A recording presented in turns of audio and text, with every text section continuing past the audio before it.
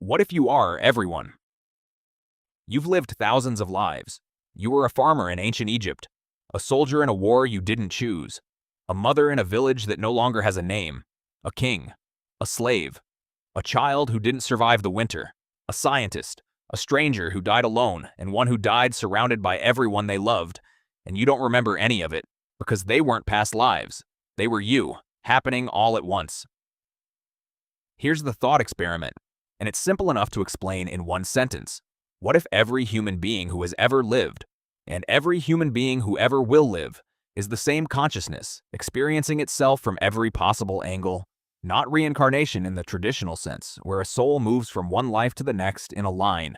This is different. This says time isn't a line at all. It says every life is happening simultaneously from the perspective of one single awareness. And you are that awareness, mid-life, one iteration among billions. You are not living a life. You are living every life. You just can't see the others from inside this one. The same way you can't feel your left hand sensations from inside your right hand, even though both belong to the same body. This idea has a name in the modern internet age. People call it the egg theory, popularized by author Andy Weir. But the concept itself is ancient. It shows up in Hindu philosophy as Atman and Brahman, the idea that the individual self, Atman, is not separate from the universal self. It only appears separate. It shows up in Sufi mysticism, in certain strands of Buddhist non-duality, and in the philosophical school called cosmopsychism, which treats the entire universe as a single conscious entity that individual minds are fragments of. So the question isn't, is this a new idea? The question is, why does it keep showing up in every era in cultures that never spoke to each other? You don't have to believe in souls to find this idea unsettling, because there's a real philosophical puzzle hiding underneath it, one that neuroscience and physics still can't fully answer. It's called the problem of consciousness, or sometimes the hard problem. Here it is, stripped down. Science can explain how your brain processes light, sound, and touch. It can map every neuron that fires when you feel pain or see the color red. What it cannot explain, not even close, is why any of that processing feels like something from the inside. Why there's a you experiencing it at all, instead of just information moving through matter with nobody home. That gap between the physical brain and the felt experience of being alive has never been closed. Not by philosophers, not by physicists, not by neuroscientists. We don't know why consciousness exists. We just know it does, because you're the proof, reading this sentence right now. And if nobody can explain why consciousness exists once, nobody can rule out that it only exists once, just wearing 8 billion different faces, at 8 billion different desks, in 8 billion different moments of history, all convinced they are separate. That's the part that gets people, not the mysticism, the math of it. If there's no scientific proof consciousness can't be singular and shared, the door stays open. Here's where the theory stops being a fun thought experiment and starts being genuinely useful, whether or not you believe a word of it.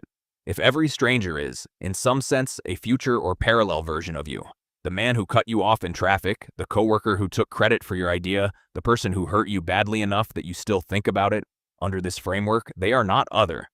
They're you, from an angle you haven't lived yet, or one you've already forgotten. This is the emotional core of the whole theory, and it's the reason it goes viral every single time someone rediscovers it. Cruelty to others becomes structurally cruelty to yourself. Kindness to a stranger becomes kindness you are, quite literally under this model, giving back to your own soul. It reframes grief too. If someone you loved has died, this theory doesn't say they're gone. It says they've simply finished their turn. And you, the same awareness, are still mid-turn, living out another face of the same one story. You don't have to accept this as literal truth for it to change how you drive, how you argue, how you forgive. That's the quiet trick of the idea. It doesn't ask for belief, it asks for a 30-second imagination exercise. And most people can't fully shake it afterward. Now, to be fair, and because a good theory survives its critics, here's the pushback. Philosophers who study personal identity point out a real problem. If you are every consciousness, the word you stops meaning anything specific. A theory that explains everything, every life, every era, every possible experience, can start to explain nothing because there's no way to test it, prove it, or disprove it. That's not a flaw unique to this idea. It's the same criticism leveled at a lot of metaphysical claims about souls and the afterlife. Unfalsifiable ideas are comforting, but comfort isn't evidence, and some people find the whole framework a little too convenient. a way of avoiding grief or accountability by zooming out so far that individual choices stop mattering. If everyone is you, does anyone actually owe anyone else anything? Fair questions. Nobody, not Andy Weir, not the ancient philosophers who came before him, claims to have proof. What they're offering is a lens, not a fact. So here's the honest answer to, what if you are everyone? Nobody knows. Nobody can know. Not with the tools we currently have. But maybe that's not really the point. Maybe the point of the idea isn't whether it's true. Maybe the point is what it does to you in the 30 seconds after you first hear it. That flicker of feeling connected to every stranger you'll ever pass.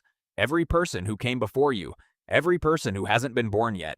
Because if there's even a small chance you're right, that you really have been everyone, that you really will be everyone, then the way you treat the next person you meet isn't really a choice between kindness and indifference. It's a letter to yourself.